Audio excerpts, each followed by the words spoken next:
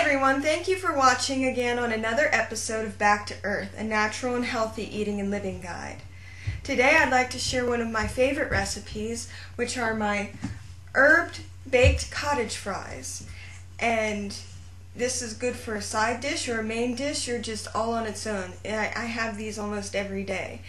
And for this, what you will need, first the equipment, is a large mixing bowl like this, a large dinner plate, and you'll see why later, parchment paper, which is not the same as wax paper. I got this for $2 at my local grocery store, so it's not expensive. You'll need a cutting knife for cutting the potatoes, and you will need parsley, onion powder, turmeric. This is soul food seasoning. This is a mix. This is soul food seasoning. This is a mix of salt, garlic, paprika, onion, and red pepper and black pepper. And this is garlic powder. Now when you get the soul food seasoning, just make sure to look on the back and look on the ingredients and make sure there's no MSG. And you will also need a baking sheet. And of course the potatoes. You can use any kind of potato. For 2 to 3 people, I like to use 3 or 4 potatoes. I like to use red potatoes, but you can use russet potatoes. You can use Yukon Gold potatoes or any other type of potatoes that you like. And also you will need just a little bit of extra virgin olive oil, which is the only type of oil that I use. Now first, as you notice, the potatoes are sliced into circles, and they're about 1/8 of an inch thick. So they're not very thick. And you want to preheat your oven to 425 degrees. And slice your potatoes into circles. And just take a teaspoon. I'm not even going to measure, but just barely a drizzle of extra virgin olive oil. The thing I love about this recipe is that I've gotten to the point where I don't measure anymore. And to the bowl, to the potatoes in the oil, you're just going to go down the line. And this is actually, they're all spices to taste. So I just use about a tablespoon to a tablespoon and a half of parsley, and I grind it up and toss it in there. Then the onion powder, and I just sprinkle it across. Probably about 1/4 of a teaspoon, maybe. Turmeric, same thing, just a little sprinkle across the top. And the soul food seasoning, I use a lot more of this than anything else. I like to just do it about 5 times across the top and get it nice and thick, so maybe about a tablespoon. And garlic powder, another sprinkle across the top, and there you go. Now the dinner plate comes in handy when you're tossing this mixture so that all the ingredients are nice and incorporated on the potatoes. You just stick the dinner plate on top of the bowl and shake it.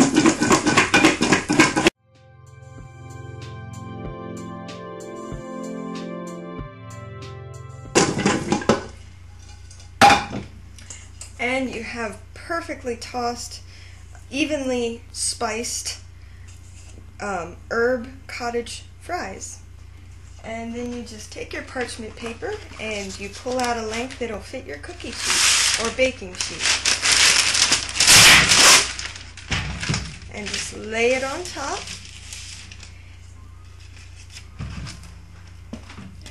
Pour your potatoes on the pan and spread them out evenly in as much of a single layer as you can, but if some overlap, that's okay.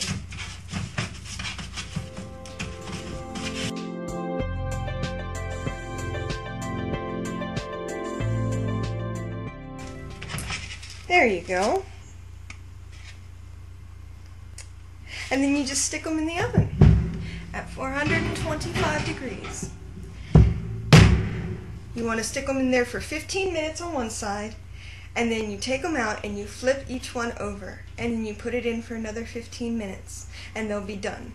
And I'm going to show you what the finished project looks like in just a second, actually, for you, from your perspective. It has been exactly 30 minutes since I first put them in the oven. 15 minutes into baking, I pulled them out and flipped each potato over so as to ensure that the cooking was even. I don't like it when they're burnt on one side. So it's time to take them out of the oven. Now, if you want to, and I like to, they're perfect. They should just start to bubble a little bit. You should see the skins bubble a little bit. And when they're done and you take them out of the oven, if you want to, you can sprinkle a little bit of sea salt over the tops. And to me, that is perfection. So there you go. These are called cottage fries.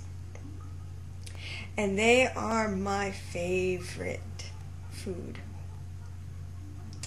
So, thank you for joining me. As you noticed, this was a very quick recipe. You can whip these up no problem in about, including the baking time, 35 minutes. Yeah, you can whip these up in about 5 minutes, 5-10 minutes maybe. So I hope you get to try them, and I hope you like them. Everyone who's ever tried these has absolutely adored these and begged for more, so I don't see why you'd be any different.